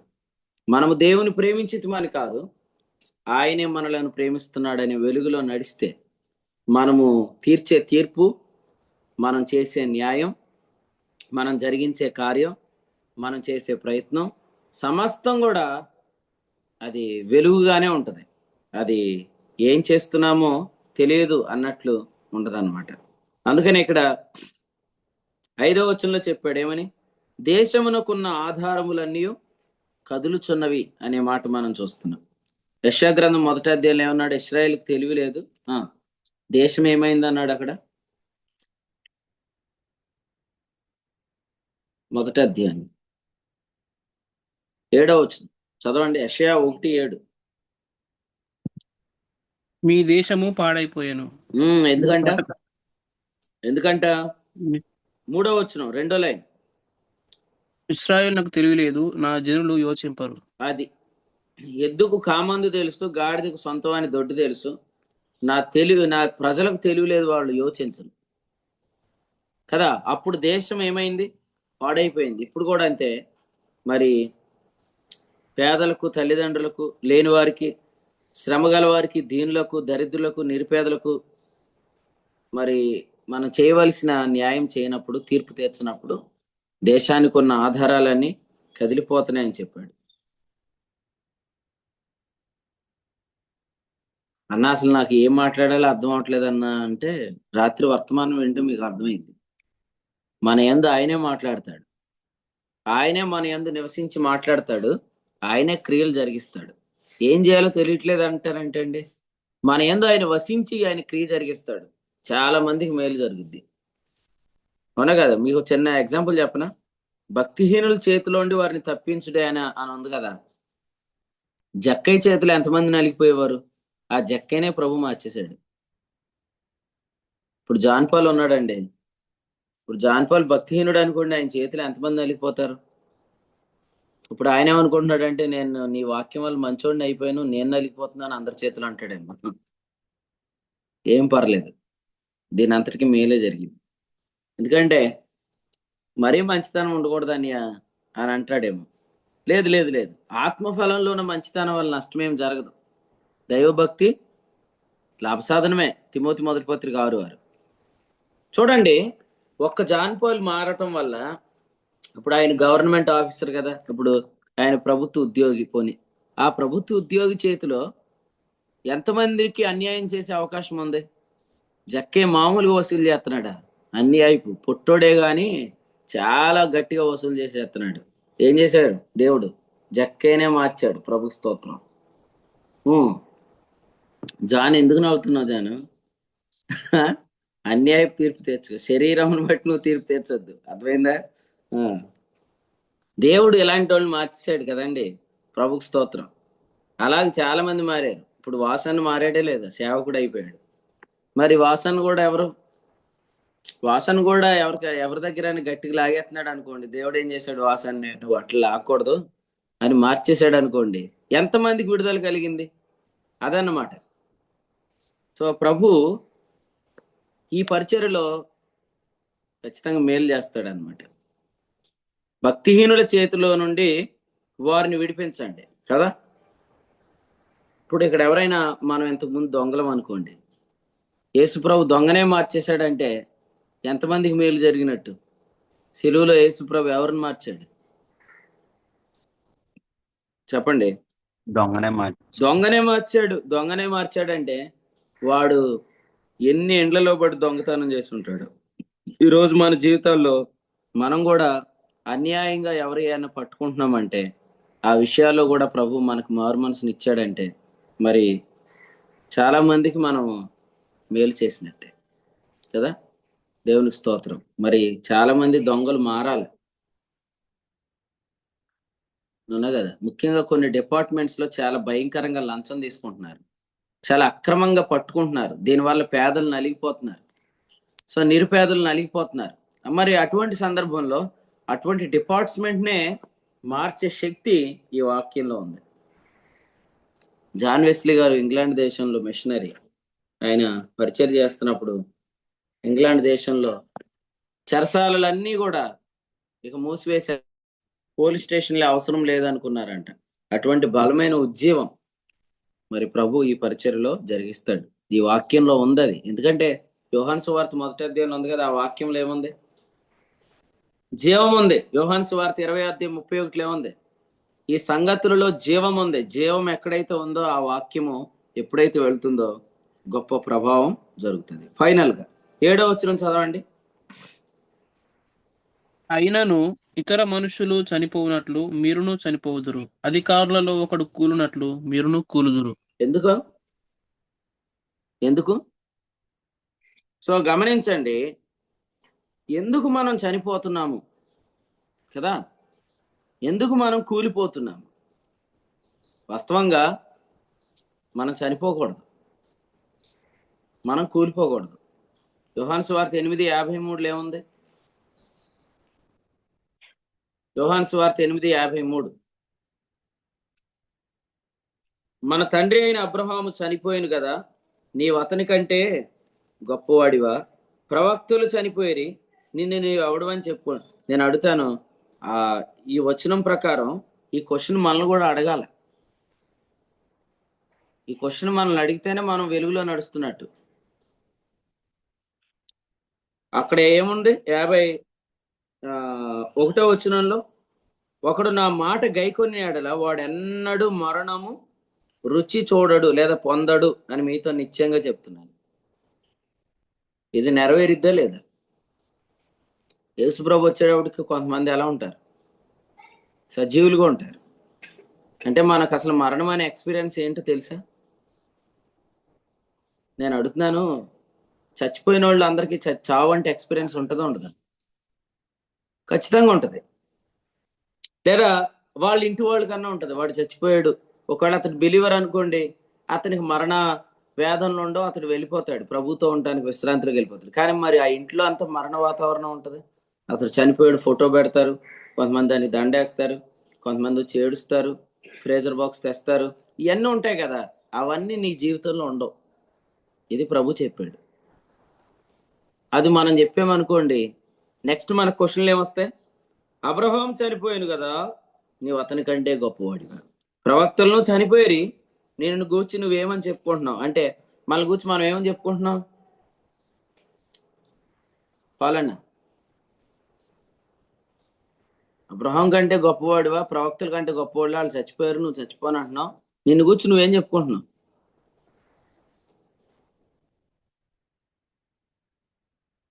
ఏం చెప్పలేంటో. దైవం. దేవుడు చచ్చిపోతాడా అనాలి అంతే. దేవుడు చచ్చిపోతాడా అని అడగాల మనమే. మనకు తీర్పు తీరుస్తుంటే మనం తీర్పు తీర్చాలి. ఎందుకు? దైవముల మధ్యలో ఆయన తీర్పు తీరుస్తున్నాడు. డాక్టర్ గారి దగ్గరకు వచ్చాని చచ్చిపోతానేమో నన్ను భయం వేసేస్తుంది సార్ అంటే ఇంకేం చెప్తాం? నీకు చచ్చిపోతున్నావు అని భయం వేసేస్తుందా? డాక్టర్ గారు చెప్తున్నావు నువ్వు కూర్చొని అంటే, నీకు నీవే దైవం అని ఎంచుకోకపోతే నువ్వు చచ్చిపోతావు. అందుకని అన్నాడు, అయినను ఇతర మనుషులు చచ్చిపోయినట్టు చచ్చిపోతున్నారు. ఎందుకంటే మనం దైవం అని ఎంచుకోకపోతే ఏం జరిగిద్ది? మన మనస్సాక్షి బలహీనం అయిపోద్ది. మనం కూడా శరీర రూపానికి బలహీనం కాబట్టి, సరేలే ఇంకా అలాగే చచ్చిపోతాను అంటున్నావు కదా, వచ్చేమని ప్రభు పిలుస్తాడు, వెళ్ళిపోతాం. మనం నిలిచుండుట అవసరమా కాదా? ఏం ప్రదీప్ అన్న? మనం ఉండాలంటావో వెళ్ళిపోవాలంటావు? 1:24. మనం నిలిచి ఉండాలి, అవసరం, పని ఉంది. జకర్యాన్ని వదిలేసామనుకోండి, మా జకర్యాన్ని ఏం చేస్తాడు? అన్నా నా సంఘం చూసుకో అంటే నాకే బోల్డని సంఘాలు, బర్నబాస్ గారి సంఘం చూడండి అంటాడు. నా సంఘం చూడ్డు, నా పరిచయం చేయడు, నాకు సహాయం చేయడు. అందుకని జకర్యాన్ని హెల్ప్ చేయడు. కాబట్టి మరి నిలిచి ఉండాలా, శరీరంలో నిలిచి ఉండాలంటే నడుము నొప్పి వస్తున్నా ఈ బాబు చచ్చిపోతున్నామండి బాబు అంటారు. ఆ పదం రానీకండి నోటండి. మోకాళ్ళ నొప్పులు వస్తే చచ్చిపోతున్నామండి అనకూడదు. ఎందుకు అనకూడదు అంటే, మనం ఏమైనా మన్నా తింటున్నామా? ప్రభు శరీరం ప్రభు రక్తం తింటున్నాం. యోహాను సువార్త 6వ అధ్యాయంలో చెప్పాడు, ప్రభు శరీరం ప్రభు రక్తం తినేవాడు కూడా చచ్చిపోతే ఇంకెందుకు? మన్నాను తినినాను వారు చచ్చిపోయారు 49. కానీ నా శరీరం తినవాడు ఎప్పుడు చావడు, నా రక్తం త్రాగువాడు ఎప్పుడు చావడు. అది ఏం తింటారు బ్రదర్ మీరంటే, ప్రభు శరీరం తింటామండి అని చెప్పండి. బయట ఏం తాగుతారు అంటే, ప్రభు రక్తం తాగుతూ ఉంటామండి అనాలి. అలా చెప్తే అన్నా రక్తం తాగుతూ బతుకుతారా అంటే, మరి ఉంది కదా బైబిల్లో. యేసుప్రభు అలా చెప్పినప్పుడు వాళ్ళు ఏమన్నారు? 61, ఆయన శిష్యులు దీని గురించి సనుక్కున్నారంట. సనుక్కునేవండి. మనం మాత్రం వదిలేలా మాట అంతే. ప్రభు రక్తం తాగుతూ ఉంటామండి, ప్రభు శరీరం తింటూ ఉంటామండి. అప్పుడు వాళ్ళు అంటారంట ఏమనంటే, ఈ మనుషుడు తనని ఎలా తినేయగలడు? 53వ వచనంలో ఆయన ఆ మాట చెప్పగానే, ఈ మనుషుడు తనని ఎలా తినేయగలడు అని అనుకున్నారంట. అనుకొని ప్రభు మాత్రం చెప్పేశాడు, మీరు మాత్రం మధ్యలు గారు ఏంటి మీరు అంత పెద్దోళ్ళ, మీరు ఇంకా 30 సంవత్సరాలు ఉన్నాయి, ఏం తింటారండి అంటే, వద్దుటే ఉదయకాలం మొలకలు తింటానండి, మధ్యాహ్నం నేను చపాతీలు తింటాను, రాత్రి ఫ్రూట్స్ బ్రదర్, పెరుగు అన్నం అని అది చెప్పొద్దు. ఎందుకంటే అంతకంటే క్వాలిటీ ఫుడ్ తిన్నాళ్ళు చచ్చిపోయారంట 49. మన్నాను తినినాను చచ్చిపోయారు, కానీ నా శరీరం నా రక్తం తినివాడు చావడు. 40 వచ్చిన అంత్యదినమని నేను వారిని లేపుదును అన్నాడంటే అర్థమైందంటే, ప్రతిరోజు ప్రభు మనం లేపుతాడు. నిజంగా ఏనాటికి ఆనాడు మనం చనిపోవలసిన వారమే కదా. మనం చేస్తున్న ప్రయాణ మార్గాల్లోనే కదా అందరూ వెళ్ళి చచ్చిపోతున్న వాళ్ళు ఉన్నారు. మనం బ్రతుకుతున్న ఇంటి లాంటి ఇంట్లోనే ఏదో ఒకటి పడి చచ్చిపోయిన వాళ్ళు ఉన్నారు. దినమెల్లా మనం చావునకు సంబంధించిన వాళ్ళమే, కానీ ప్రతిరోజు ప్రభు మనం లేపుతున్నాడు. సో ఈ గొప్ప అనుభవం మనకు రావాలి. నేను చావను అనుకోండి అందరం. యోహాను సువార్త 8వ అధ్యాయంలో చెప్పినట్లుగా, ఎప్పుడైతే చావము అని అన్నామో 52లో ఏమన్నాడు?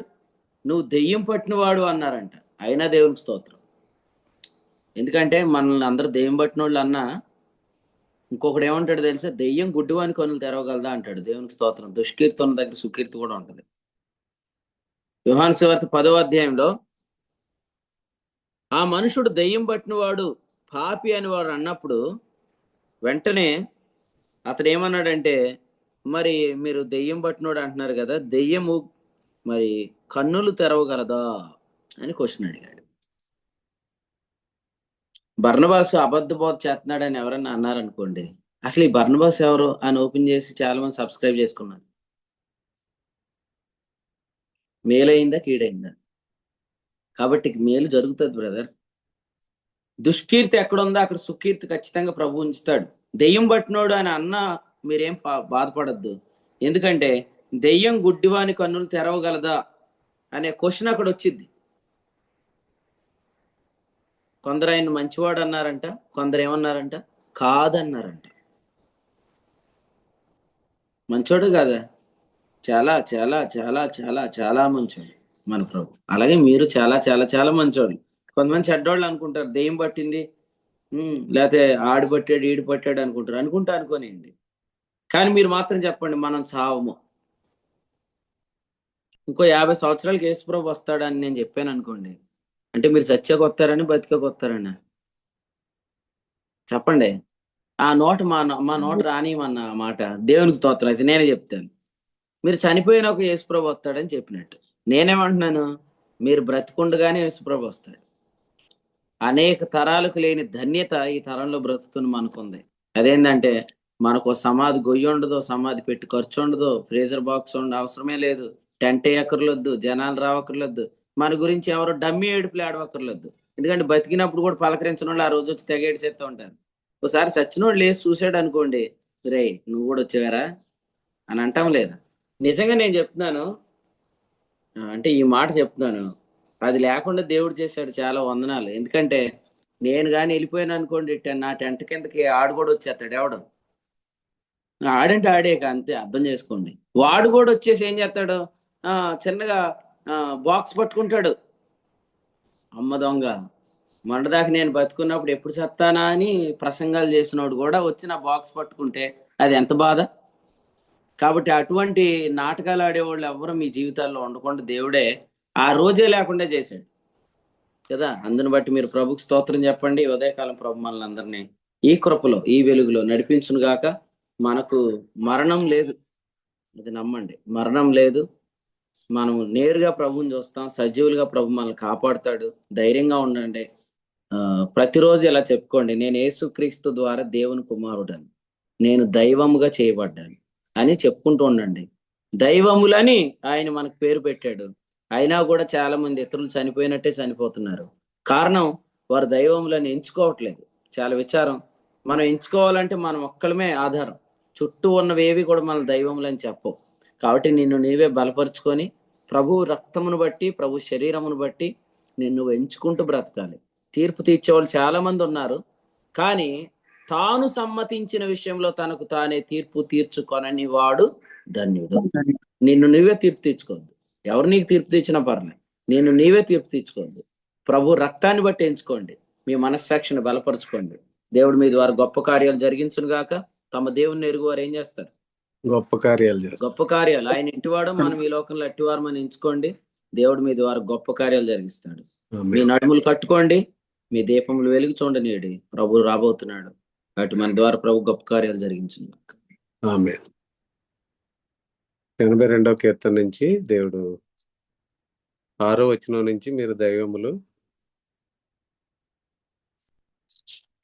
మీరు దైవములని సర్వోన్నతుడే సెలవిస్తున్నాడు అన్న వచనాన్ని జ్ఞాపకం చేస్తూ, మనం యేసుక్రీస్తునందు ప్రభునందు విశ్వాసం ఉంచడం ద్వారా మనకి దేవుని కుమారులనే కలిగినటువంటి అధికారం ఎంత ప్రాముఖ్యమైందో, అది దాన్ని నమ్మడం వల్ల మన ఎదుట ఉన్నటువంటి పరిస్థితులు, మన చుట్టూ శరీరాన్ని బట్టి ఉన్నటువంటి వారు అందరూ కూడా మరి ఆ పరిస్థితుల్లో కూడా మనం తీర్పు తీర్చబడకూడదని, ఎందుకంటే నేను దైవము, నేను దేవుని కుమారుణ్ణి అనే, మనం దేవుని ప్రేమించామని కాదు, కానీ ఆయనే మనల్ని ప్రేమించాను అనే ఆ సత్యమైన వెలుగులో మనం నడుస్తున్నప్పుడు, మనం ఏ పరిస్థితుల్లో గుండా కూడా మనం దైవము అనే, నేను దేవుని కుమారుణ్ణి అనే ఒక మనస్సాక్షితో జీవించినప్పుడు మనకు ఎవరు తీర్పు తీర్చలేరని, మనం చేసే తీర్పులు కూడా న్యాయంగా ఉంటాయన్న విషయాన్ని కూడా ప్రభు జ్ఞాపకం చేశారు.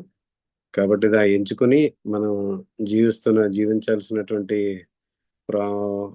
పరిస్థితులు చాలా ప్రాముఖ్యమైనవి. ఎప్పుడైతే ఈ మనస్సాక్షి కలిగలేమో అన్ని విషయాల్లో కూడా మనకి తీర్పు తీర్చబడుతుంది. కనుక నమ్మకపోతే మనం చీకటిలో నడుస్తాం. చీకటిలో నడుస్తున్నాడు, వాడు ఎక్కడికి పోతున్నాడో వారికి తెలియదు. కనుక వారు చేసే తీర్పులు, వారు నడిచే నడవడిక అన్నింటినీ కూడా నష్టంలో నడిపిస్తుంది. కనుక మనం దేవుని పిల్లలమని, దేవుని కుమారులమని మనకు అనుగ్రహించినటువంటి అధికారాన్ని బట్టి మనం జీవిస్తే మన ద్వారా దేవుడు గొప్ప కార్యాలు జరిగిస్తాడని ప్రభు తన దాసుని ద్వారా నేర్పించిన సంగతులను బట్టి ప్రభుని స్తుతిస్తూ, శ్రేష్టమైన వర్తమానం అందించిన దేవుని సేవకులకు కూడిక పక్షంగా అందరి తరపున వందనాలు తెలియజేస్తున్నా.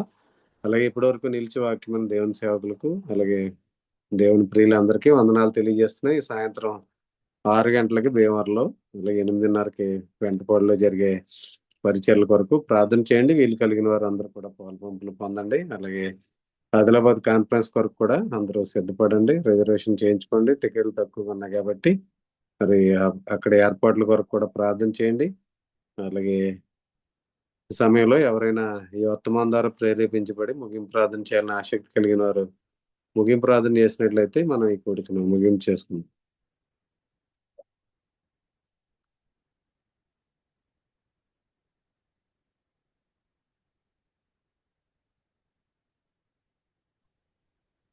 మా దేవా, మా ప్రభువా, మమ్మల్ని మిక్కిలిగా ప్రేమించుచున్న గొప్ప తండ్రి, ఈ ఉదయకాలంలో నా తండ్రి, మీ యొక్క వాక్యం చేత నా తండ్రి మా దినమును నా తండ్రి ప్రారంభించుచుండగా నా తండ్రి, మరి ప్రభా ఎంత అద్భుతము నా తండ్రి, మా హృదయంలో ఎంతో సంతోషము, ఎంతో ఆనందం కలుగుచున్నది నాయన.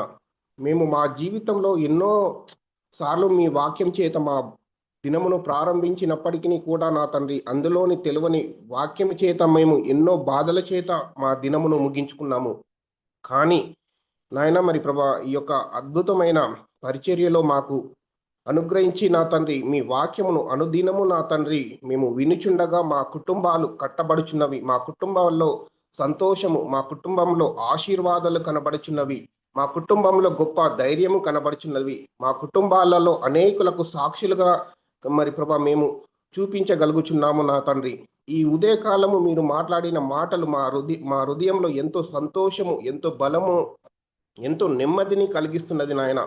అవును తండ్రి, మేము ఎన్నోసార్లు నా తండ్రి మేము అనేక చోట్ల నా తండ్రి అనేక సంఘాల ద్వారా నా తండ్రి మరి ప్రభా ఉదయకాలము నా తండ్రి మరి ప్రభా గూగుల్ మీట్లో నా తండ్రి ఎన్నోసార్లు నా తండ్రి పాల్గొన్నప్పటికీ కూడా మా జీవితంలో నా తండ్రి వచ్చిన శోధన బట్టి నిరాశలో పడిపోయాము. కానీ ఇప్పుడు మేము వినుచున్న వాక్యము అద్భుతంగా అనిపిస్తున్నది, అందులో ధైర్యము పుట్టుచున్నది నా తండ్రి. అనేకులకు మేము ధైర్యంగా చెప్పగల స్థితిలోనికి వెళ్ళుచున్నాము. మా యొక్క మాటలు, మా యొక్క ప్రవర్తన, మా యొక్క ఆలోచనలు, మా యొక్క నా తన నిరీక్షణ దినదినము అధికమవుచున్నది నా తండ్రి. ఈ పరిచర్య దొరకడము నా తండ్రి మీరు మా పట్ల చేస్తున్న గొప్ప కార్యాలను బట్టి మేము ఎంతగానో స్తుతిస్తున్నాము నాయన తండ్రి. మరి ప్రభువా ఈరోజు నా తండ్రి మాట్లాడిన వాక్యంలో నా తండ్రి దైవములు అనుకోమంటున్నారు నా తండ్రి. ఎంత గొప్ప వాగ్దానము నా తండ్రి. ఆ దైవములు నా తండ్రి మాట్లాడే విధానము మేము చూసినప్పుడు మా ఎదుట పాపము వచ్చినప్పుడు నేను దైవమును కదా, పాపమును నేను ఏ విధంగా ఆలోచించగలను, పాపం వైపు నేను ఏ విధంగా చూడగలను, నేను తప్పు మాటలు ఏ విధంగా మాట్లాడగలను, నేను ఇతరులను ఏ విధంగా దూషించగలను, ఇతరులు నా తండ్రి అభివృద్ధిలోనికి వస్తుండగా నేను దైవమును కదా, మరి నేను వారికంటే గొప్పవారిని కానీ నా ప్రభువు నాకు దైవంగా ఎంచాడు కదా అని ఆ ఆలోచనలు మరి ఇంకా అనేకమైన తలంపులు నా తండ్రి మాకు పుట్టుచున్నవి. ఏది కూడా మేము నా తండ్రి సాతానుడు ఆలోచనలు ఇన్ని రోజులు ఉండేవి, కానీ నా తండ్రి ఎప్పుడైతే ఈ యొక్క వాక్యము మేము దినదినము అనుదినము వినిచున్నామో నా తండ్రి మాలో నా తండ్రి అలాంటి తలంపులు పోయి నా తండ్రి మేము పరలోకంలో ఉన్నట్టు మేము ఆ జీవితమును అనుభవించే గొప్ప అనుభవమును మాకు దయచేస్తున్నందు బట్టి మీకు వందనాలు నా తండ్రి. దేవా మరి ప్రభా ఈ ఉదయ కాలము నా తండ్రి మరి ప్రభా ఎంతో మంది ప్రియ బిడ్డలు నా తండ్రి అనేక హృదయాలతో మీరు మాట్లాడారు. వారు ఎన్నో రోజుల్లో నా తండ్రి ఇలాంటి మాటలతో నా తండ్రి వారి జీవితాల్లో గొప్ప కార్యాలు జరిపిస్తున్నారు నా తండ్రి.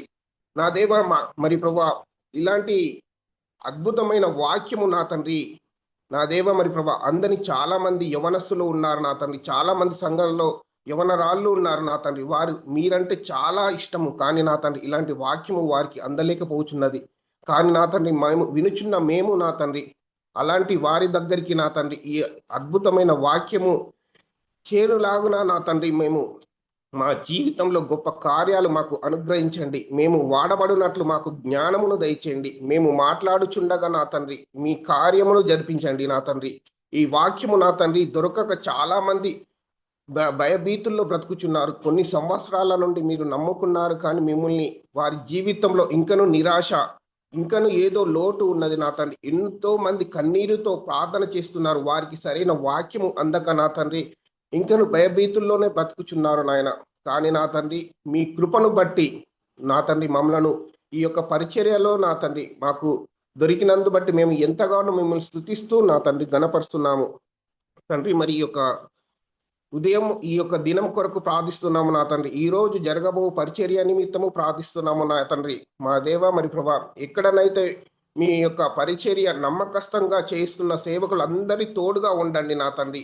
కేవలము మీ నామానికి మరి ప్రభా తన్ను తాను పరీక్షించుకొని నా తండ్రి తన్ను తాను యోగ్యంగా ఎంచుకొని మీ అందు నా తండ్రి ఎవరైతే నమ్మకంగా పరిచర్యలో సాగబోచున్నారో వారందరికీ మీ కృపాసాయంలో దయచేయండి నా దేవ తండ్రి. మరి ప్రభా ఈరోజు జరగబో ప్రతి ఒక్క చోట నా తండ్రి అనేకులు చేరి వచ్చి నా తండ్రి మీ యొక్క వాక్యమును విని వారి జీవితంలో ఉన్న లోటులను తీర్చుకున్నట్లు నా తండ్రి మీ సహాయమును అనుగ్రహించండి నా తండ్రి. ఆదిలాబాద్ కాన్ఫరెన్స్ మీటింగ్స్ కోసం ప్రార్థిస్తున్నాము నా తండ్రి.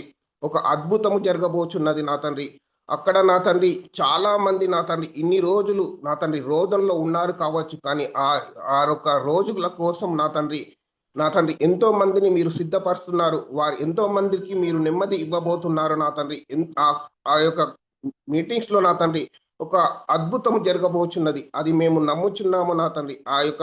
ఆ యొక్క మీటింగ్స్ లో చాలా మంది నడిపిస్తున్నారని మేము నమ్ముచున్నాము. ఆ యొక్క మీటింగ్స్ లో చాలా మందికి విడుదల దయచేస్తున్నారని మేము నమ్ముచున్నాము నా తండ్రి. ఆ యొక్క మీటింగ్స్ లో అనేకులు ఆశీర్వాదకరంగా పొందబోచున్నారు, మీ రాజ్యంలోనికి రాబోచున్నారని నమ్ముచున్నాము. మాకు మరణము లేదు, మేము నా తండ్రి ఏ విధంగానైతే ఈ శరీరానికి మరణం లేకుండా నా తండ్రి ఏలియా గారు మరి ప్రభు మీ రాజ్యంలోనికి వచ్చారో, మేము కూడా నా తండ్రి మీ రాజ్యంలోకి వస్తాము. కానీ ఆ ఏలియా గారికి మరొక్కసారి మరణము రుచి చూసే అవకాశం ఉన్నది కావచ్చు, కానీ మాకైతే నా తండ్రి మీ రాజ్యంలో నా తండ్రి మరి ప్రభు మేము విన్న వాక్యమును బట్టి నా తండ్రి మీ రాజ్యంలోనికి చేరబోచున్నాము. దాన్ని బట్టి మాకు ఎంత గొప్ప ధన్యకరము. మాకు ఇలాంటి మాటలు విన్నప్పుడు నా తండ్రి మా దేవ మాకు ఎంతగానో ఆనందం కలుగుచున్నది. కాబట్టి నా దేవ మరి ప్రభా ఈ రోజు జరగబో రాత్రి మీటింగ్స్ల కొరకు ప్రార్థన చేస్తున్నాము నా తండ్రి. బ్రదర్ చెప్పుచున్న సాక్ష్యాలను బట్టి, తన పరిచర్యను బట్టి మేము ఎంతగానో సంతోషిస్తూ మా అనుదిన ప్రార్థనలో మేము జ్ఞాపకం చేసుకుంటున్నాము నా దేవ మరి ప్రభా.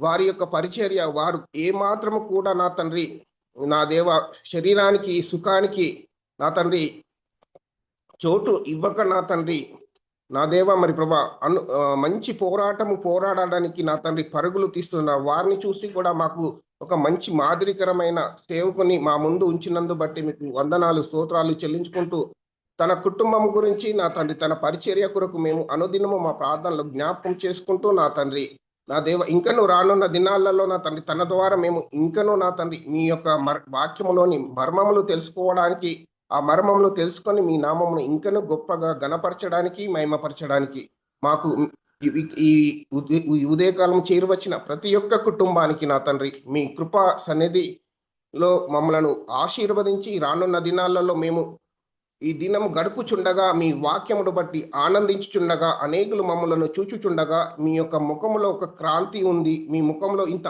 ఆనందం ఉంది ఎందుకు అని అడిగి వారికి సువార్త అందించే కృపను మాకు అనుగ్రహించుమని, ఈ ఉదయకాలం ఈ ఆనందము మా జీవితంలో నిరంతరము కొనసాగునట్లు మీ యొక్క కృప క్రాంతిలో మమ్మలను నడిపించుమని మా ప్రభువును లోక రక్షకుడును యేసుక్రీస్తు అతి పరిశుద్ధ నామంలో ప్రార్థన చేసి బతిమలాడి వేడుకొంచున్నాము పరమ తండ్రి, ఆమేన్. ఆమేన్. ముగింపు ప్రార్థన చేసిన అమిత్ గారి కూడికలో ఉన్న ప్రియులందరికీ వందనాలండి. ఒకరికొకరు వందనాలు తెలియజేసుకుని కూడికి ముగింపు చేసుకుందాం. అందరికీ వందనాలండి. అందరికీ వందనాలండి. ప్రభువైన యేసుక్రీస్తు నామములో అందరికీ వందనాలండి. అందరికీ వందనాలండి. అందరికీ వందనాలు. అందరికీ వందనాలు. వందనాలు.